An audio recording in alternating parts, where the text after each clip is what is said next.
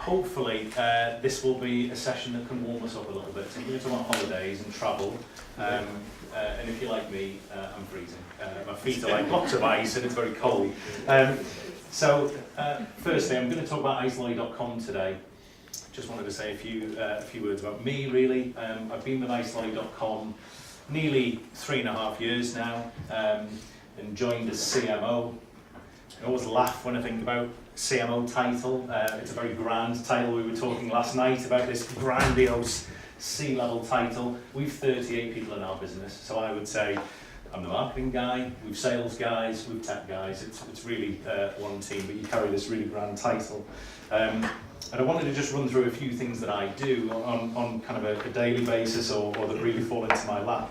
There's customer and proposition, that's kind of key really. There's product development, and we'll talk quite a lot about that today. There's data science, there's strategy, there's kind of audience management, and then there's this little bit at the end called marketing that we do a little bit of now as well, but it seems that this role is kind of all-encompassing in everything now, being in charge of marketing within an organisation. I really enjoy it, and I'm really quite proud to stand here today and show you some of the work that we've done with icelolly, because it's a business that's changed. So just to icelolly, this is really a story of the product innovation from what I would call an analog business, and I'll show you what I mean by that in a moment, to very much a digital business with digital products that are well understood, that are easily marketed to our advertisers, but to our users it's really a simple proposition. It's holiday price comparison. It's saving our customers time and money by consolidating flight and hotel deals in one place from the best advertisers, as I said, saving our users time and money. A lot of people say to me, I've heard of icelolly.com, but I don't know where and I don't know what you do. I'll just very quickly touch on a few bits and pieces. We have about 40 million searches annually on our site, million email database that we engage with regularly. For GDPR fans, that was about 2 million about a month ago. It's now 1 million. We have about 500,000 social followers, and we've done a really fantastic job within the business to build our Trustpilot rating up to 8.8 over the last year. That's about 7,000 verified reviews, and we're currently tracking Net Promoter Score. That's 55 at the moment, and that's improved significantly year over year. Just kind of a take out there, we track Net Promoter Score using a service called Ask Nicely. It's really cheap, it's really low cost. I find it's a really useful brand indicator. Just quickly back to icelolly. People have heard of icelolly, but they don't know where. We've done loads of brand partnerships. We've done lots of PR, lots of above-the-line stuff. This was Gary Barlow winning icelolly.com's Celebrity Dad of the Year. We've done Celebrity Mum of the Year. We've done lots of this type of activity because it gets our brand name out there. We've done some more controversial stuff. We put some chaps in trunks. And this kind of dark stuff here is a QR code for anyone who hadn't seen that. So the business is very playful in terms of how it goes to market. We've no corporate guidelines, corporate restrictions. We can be a bit more out there. This is maybe not so much right now, but it worked a few years ago. Topical at the moment, we work very closely with Ant and Dec. This was from a few years ago now, but work with them to get our logo onto Times Square, lots of in-show promotions. And that's part of the challenge really. We can get our brand in front of people, but having them understand what we do in a very competitive marketplace with Metas, Trivago, Skyscanner, with OTAs like Love Holidays and On the Beach, tour operators like TUI and Thomas Cook, and finally big travel agency groups like Hays Travel, for instance, all in the UK, makes it quite a difficult market for users to get their head around. We try and bring some sense to that. So really want to talk a little bit about analog to digital. I'll quickly just touch on, again, the core proposition to our users. We help our users to search for, critical, and find their perfect holiday at the best price. Comparison is about finding the best price, and to do that as easily as possible. Short 10-second. At icelolly.com, we compare millions of holidays from the UK's leading travel companies. Compare and save with icelolly.com today. All holidays are ATOL protected. Ideally, we can explain that in 10 seconds. You search for holidays, we show you the best brands, comparing all of those advertisers in the UK.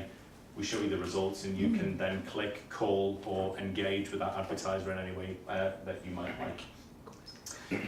we work with these guys. We work with some really fantastic and well-known brands, Jet2, Expedia, TUI, On the Beach, some really fast-growing kind of super brands in there, really, all now advertisers within the icelolly.com marketplace.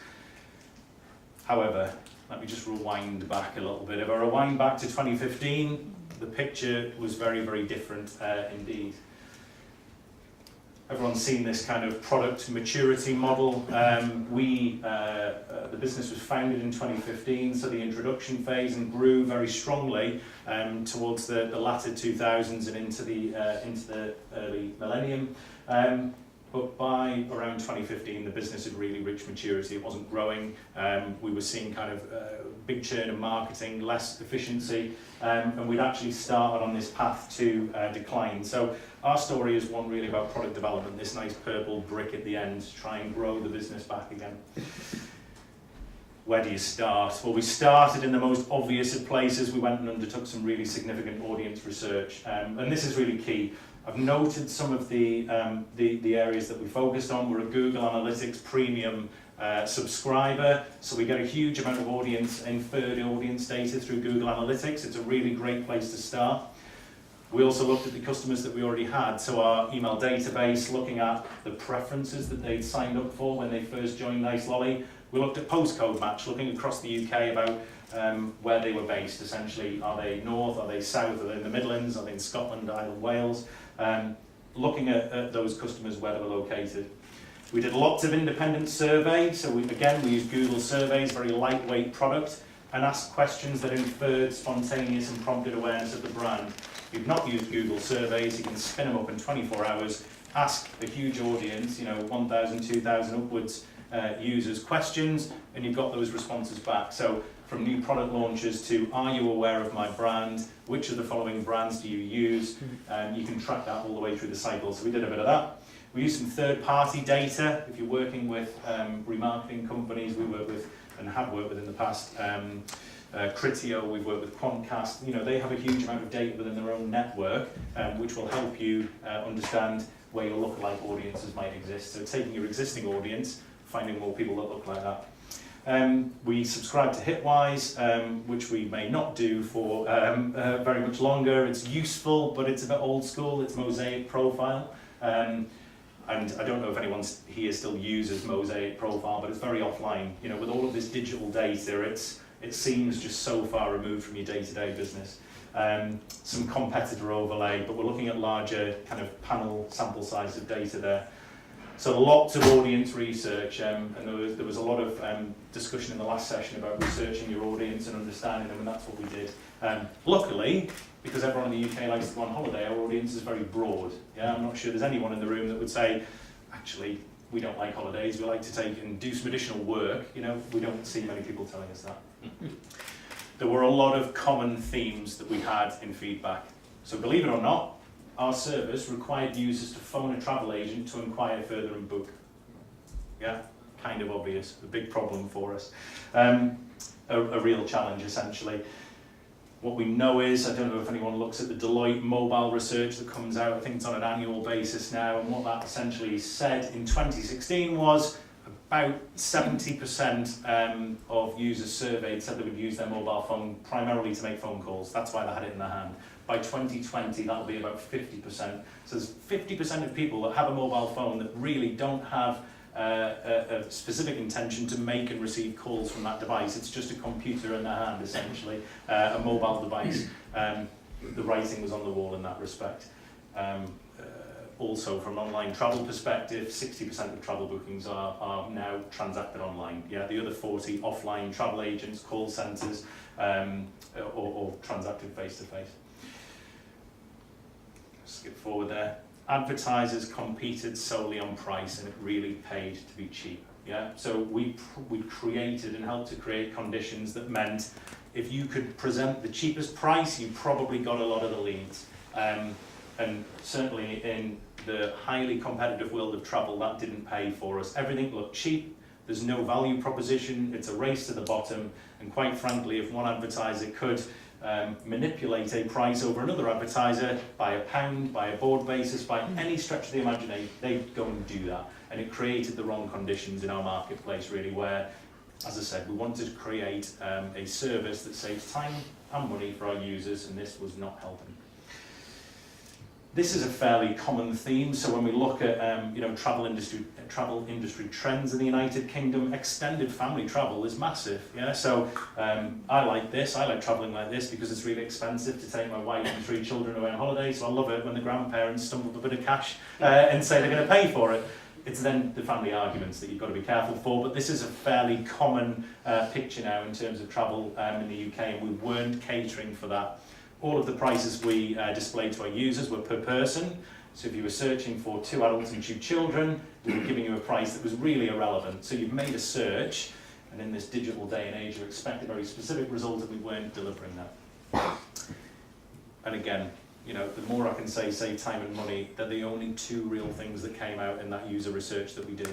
Show me a wide availability of prices and make it nice and easy for me. And here are 3 kind of our key advertisers on the beach: TUI, Thomas Cook, billion turnover plus businesses in TUI and Thomas Cook, and on the beach, probably the fastest growing online travel agent in the UK and now in Europe. We consolidate all their deals in one place. We wanted to make it, as I say, nice and simple. So I'm going to try and beat Bruno from this morning by putting more words on one screen at one time, and I'm nearly there.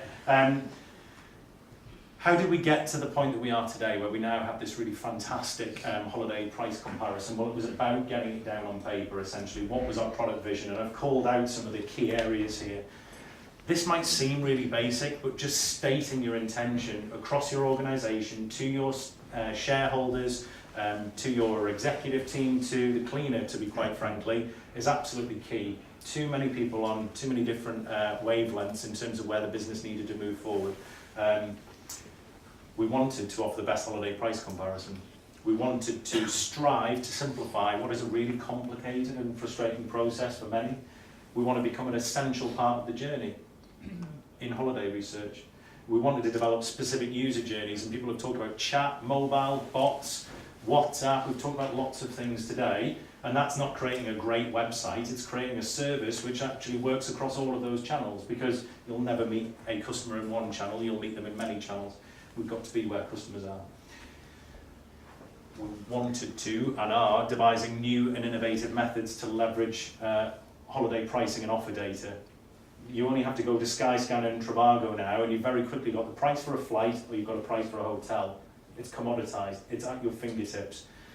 For flight and hotel packages brought together, we are working on ways to make that commoditized data essentially sexier to look at, useful to look at, so that it is saving the user time and money.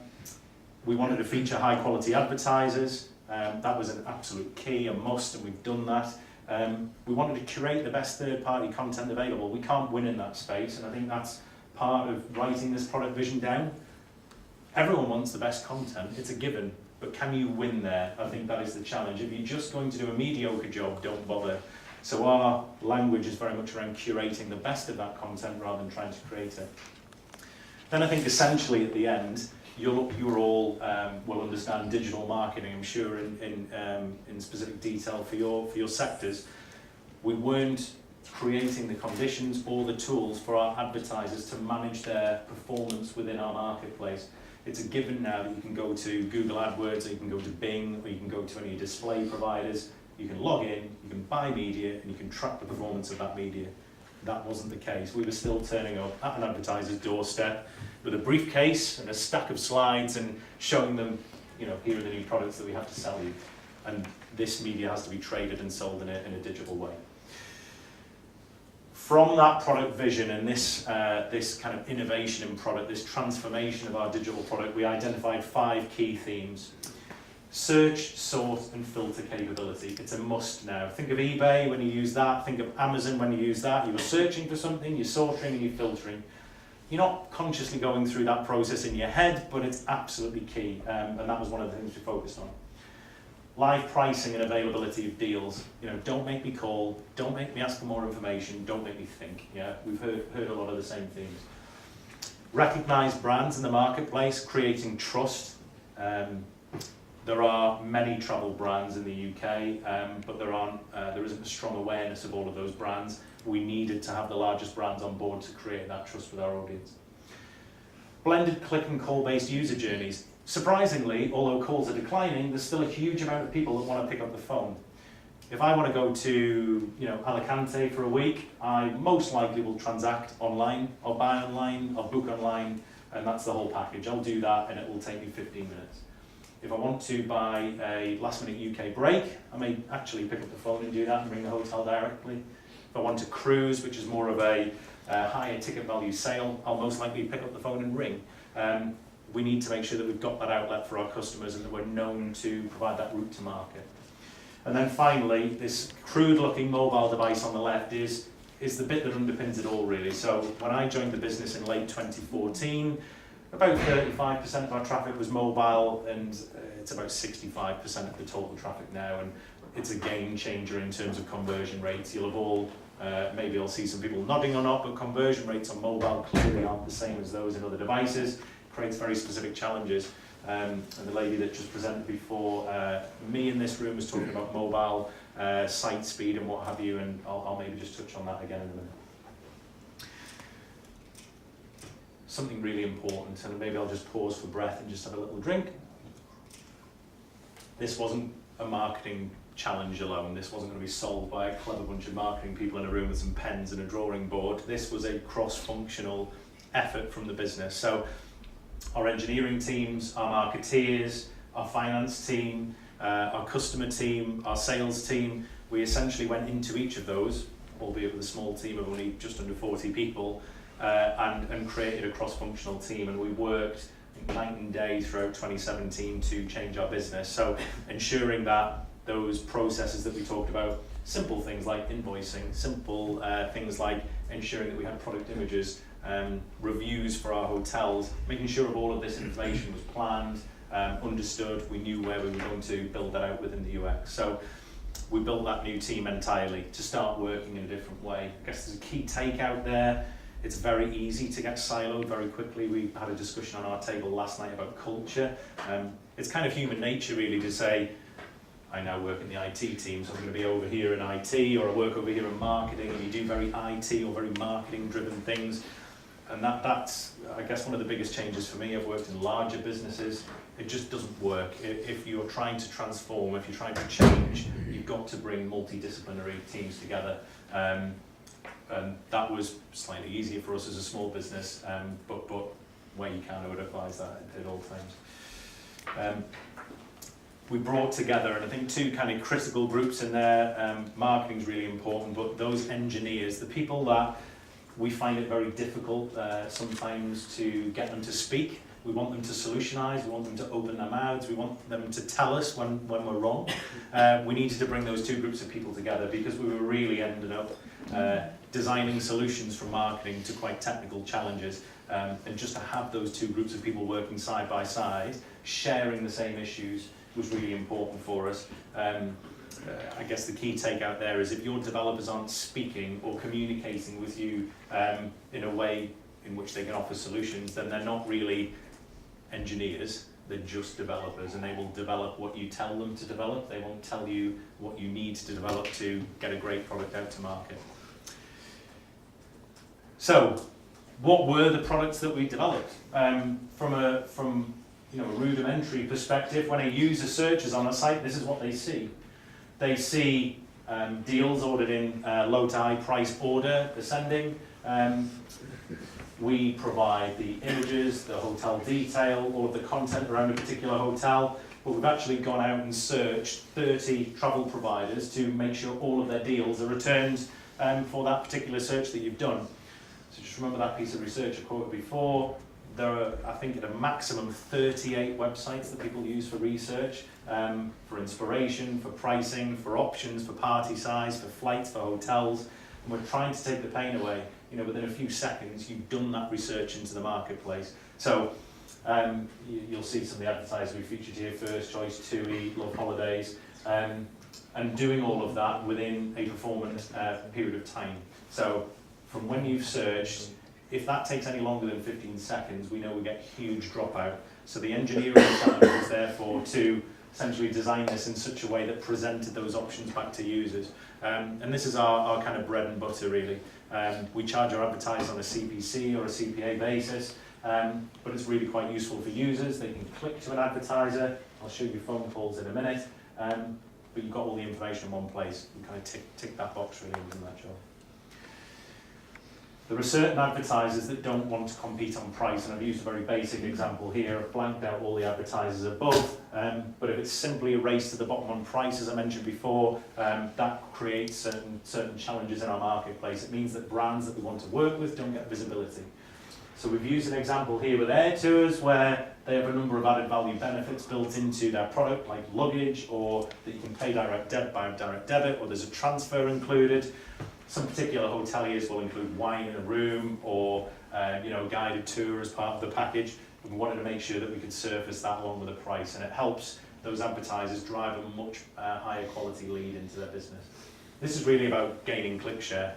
So if you think Google, we all work with Google, we all want more click share, we all want to do that at the right price.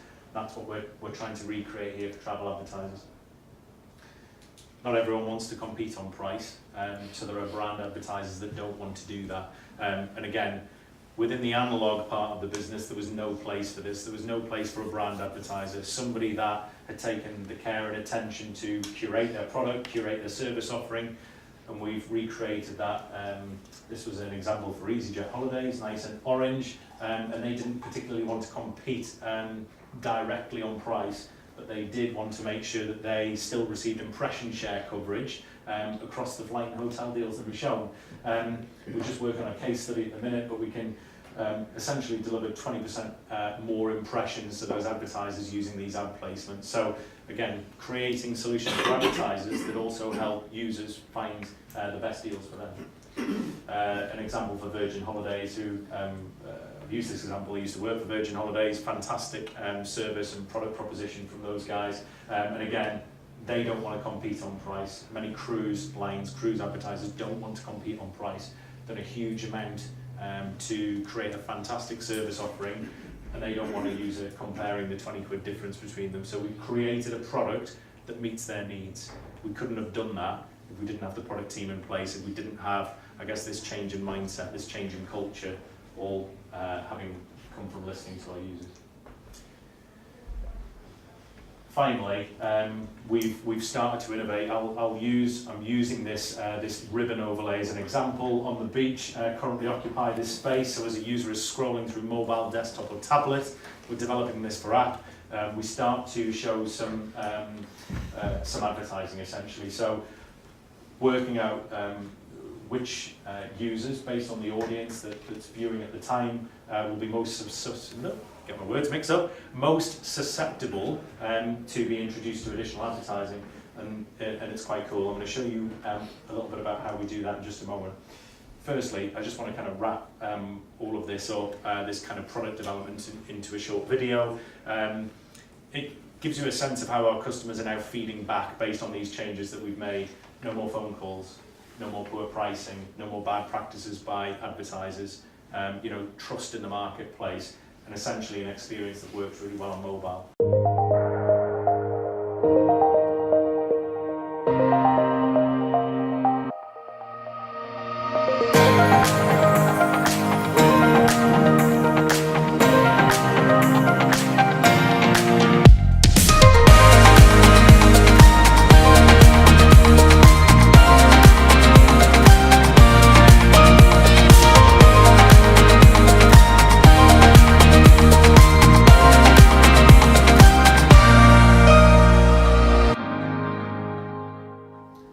Sorry to subject you to that long video. It's quite a long one, but it's really worked for us. What we're now doing is quite sexy, I think. So we're using some predictive modelling to now take some of the advertising placements that you've seen and deliver those to users at the right time. This is a very basic overview of that model. Within the red box, we're essentially identifying those users that convert really highly on our site, that they're most highly converting. So this blue line here essentially says for the last 10, 20, 30% of users, we've exponential growth in conversion rate. And actually, we want to make sure that we protect those users. We want to make sure that we're giving them the best experience possible. Now, this green box down the other side has a huge amount of traffic in it, but as we're all, again, susceptible to quite low conversion rates online, you know, it's not uncommon for businesses to only convert up to 5% of the traffic that they receive. So what do you do about the other 95%? And that's kind of what we're now worrying about. We've got some very low value user groups there. We like all users, but some of them just don't do enough essentially for us. And we try and do different things with them. So when we look across our business, we're really now driving audience-powered solutions. So we've searched 40 million people searching, or I should say 40 million searches a year being conducted through icelolly.com. So we understand, Carol, that you might want to go to the Caribbean in August for a week with your husband, wife, partner, whoever. We understand the size of your party, and we can use that data to then power solutions. So we can take the best of search and we can create deals from that. That uses a basic machine learning program that says who is engaging with which product, and then we present them slightly differently. It also allows us to power media solutions. So if I use Virgin Holidays as an example, we help to power their retargeting solutions using the data that we have. That's first-party data, GDPR compliant, powered by us on behalf of the advertiser. That's something new that we're growing. So we've kind of been famous for search, famous in inverted commas for a long time, and we're growing through automation and hopefully a little bit of digital transformation, the deals and media side of our business. And hopefully you'll be hearing a little bit more about audience powered and what that means. So what kind of does that work? Well, our revenues are growing, albeit it feels like we're very much in startup mode again. Business having been built in 2005, this looks like a very different business to that, but we're very excited about it. Our NPS is at record levels, so 55 plus at the same time. Last year we were in the mid-30s, and our customer feedback scores are becoming more positive all the time. We subscribe to Trustpilot. We really like that service. It's it's the right cost for us, the right size.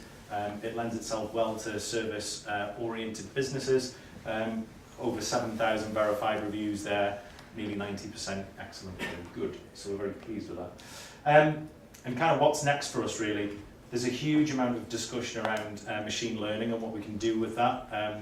We see two particular applications for it. So the first is building to the strength of 1,000 the analyst resources that we might have. So if we've one analyst, they can crack problems at the rate of one analyst. If we apply machine learning algorithms, we can essentially put the weight of 1,000 analysts to a problem and find the solution far more quickly. The second is then what we do with it. So the predictive modeling that I've shown you, we're currently using some basic machine learning models to do that. But we think that's got a huge amount more truck. Real-time bidding architecture, how do we make our marketplace even better? How do we make sure that the right advertisers are served at the right time for the right audience? You know, that's really clever. That's not just saying, here are all the products that we have, here are the right advertisers for the problem you have. You've given us a problem, we're going to give you the right solution. We've new products coming online which present slightly different challenges for comparison. UK and Cruise, particularly, are fantastic products. But how we best deliver those in a marketplace where price comparison isn't wanted. You know, there's not a need for that. Those brands compete on service. Speed and performance, a little bit of discussion in the last session. We're focused on accelerated mobile pages. Anybody doing that now? Anybody using it? A little bit, maybe. Accelerated mobile pages, if you're on your iPhone and you've typed in a news story of the day and there's a little lightning symbol next to that article, it's an AMP page, an accelerated mobile page that Google has cached and allows you to access in a fraction of the time it would take your website to display that content. We're seeing benchmarks of about 0.3 seconds in terms of page load speed, with the bounce rate is halved, and more. So we're rolling that out widely. I think somebody asked a question in the last session, do you see an application for AMP outside of news and media? Well, absolutely, and we're building that out at speed. And that has a number of other technical loveliness to it, like prefetch, whereby we're showing you something very quickly. Google call that first paint. We show you something to give you instant gratification, essentially, so that you're not waiting, and then we load the content that you want in the background. That's really quite cool. GDPR, I'm not going to talk about that because everyone talks about it, but essentially we shaved, you know, 1 million off our database. They weren't engaging. You know, we decided very early that we weren't going to hang around with that data. Big headline numbers, the days of that are over. It's all about engagement, about the right size of audience. And then finally, kind of a bit of marketing at the end. There's a product development story there. We're really now starting to do the marketing in earnest. Our money and where budgets go. I sat in a board meeting about a year and a half ago, and I was asked where would I put £1 million, and I just turned to the CTO and said, give it to that guy. That's where we needed to be, and the outcome of that process is where we are today. So I've talked a little bit about, we were an analog business, we're now absolutely a digital business and looking for significant growth. I hope that's been interesting. I'm happy to field any specific questions, but you know, thanks for listening. Any questions? That's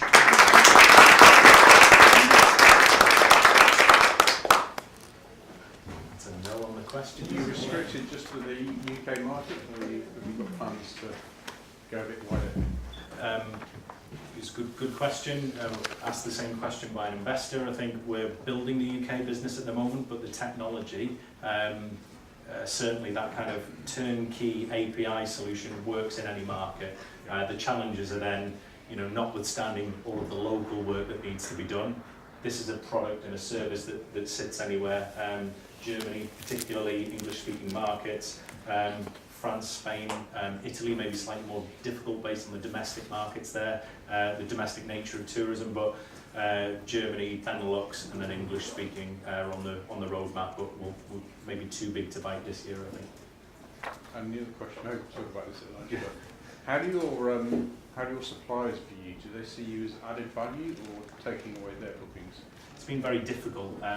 I think in an environment where the marketplace is one that isn't trusted, that delivers poor service scores, and is seen to be working in a way that I guess devalues the product, then absolutely it's hated. And we've done a huge amount to rebuild those relationships. So the thing that's surprised me the most is how quickly those advertisers have moved to work with us. What it tells me is that everyone's acquisition costs are going up. Nobody's, you know, saying conversion's so good, I'm going to spend less money on marketing and we'll spend the rest on a holiday.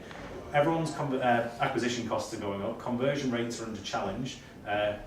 The bigger players, the TUIs, the Thomas Cooks, the On the Beaches, will turn up at a Mediacom or a Dentsu or another huge media agency and say, I need an audience that is receptive to my product. And those guys don't have them. They don't have the audiences. They've got third-party data that's from somewhere else, that isn't theirs, and that will have huge ramifications for GDPR, and we have that data. It helps that we're kind of bringing a bit of challenge to the marketplace, which is dominated by, or has been dominated historically by Travel Supermarket. You know, they're backed by the big money comparison, Money Supermarket group. So it's been well received, but we must follow up on those promises. We can't, I guess, slip back to old habits, if you will. Do you believe that customers are brand loyal these days? I mean, obviously with the travel sector, you probably find that they jump around from site to site looking for either the cheapest or the one that offers value. What stickiness do you offer to try and attract and create that brand loyalty? When you said you kind of shaved off the 1 million customer base, yeah. How do you keep them engaged when it's such a tight market? It's very difficult. I think loyalty is really challenging.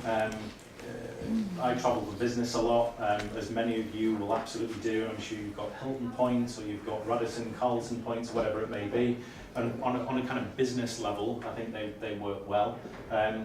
It's for many of our users an infrequent purchase. So the level of engagement they have with icelolly is that they will listen within social channels. You know, they're receptive to looking at really inspiring content throughout the year, and then at the right time, they'll enter planning research, and we just need to be there at the right time to pick that up.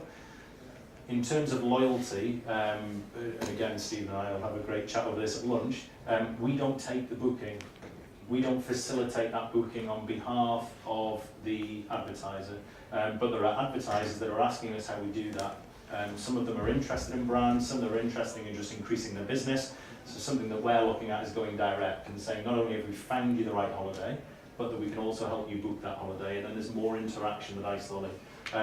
For the very short term, loyalty is something that you know, is on the horizon for us and we need to think about, but at the minute it's about growth and making sure that the user 5 years ago that came to view holidays on iSolly and never came back, we need to make sure that we're seeing repeat users essentially, that new users are growing and that we're making sure that we don't churn those new users with poor experience. Other than taking that direct booking, loyalty is probably something that evades us. I think it still evades many of the biggest travel brands, quite frankly. Does that answer your question? Yeah. Thank you. I love the fact that you said that you should put the marketing budget towards product because it was right at that time. Yeah. What was it that made you so confident that that was the right thing to do? And with £1 million today, where would you now place that? I think we were just talking before about confidence. You know, I've done some of these things before, and it's horrible to turn up and you don't believe in the product. When people in your own business would say, I'm not using that, you know, I'll use Skyscanner, I'll use Trivago, and it really hurts actually. Everyone works in the business and wants it to work. So I think that lack of confidence meant that we you know, it's not just me, there's a team of people who knew intuitively and from customer feedback and the sites and services that they use, that it was the right thing to do. Where we take that £1 million today is absolutely investing in, you know, iSolly.com. Brand marketing, how do we bring people to us? That loyalty we almost want is not the club, and I've got a point, it's that we've driven good, spontaneous and prompted awareness of our brand and that it will repeat with us. There are so many Me Too brands, we've got to stand out, and that's why we've done some outrageous kind of PR stuff, because you've got to cut through. Our marketing budget is, well, if I take it On the Beach, for example, their budget, and they're an OTA, one of the smaller players, is 10x our budget every year. So we've just got to do things differently, we've got to challenge. We've got to really become better at Google in a number of circumstances in driving users from travel research into the right advertiser, and then obviously see conversion from there. Did that answer your question? I went off a bit there. Yeah. Lunch now, lunch.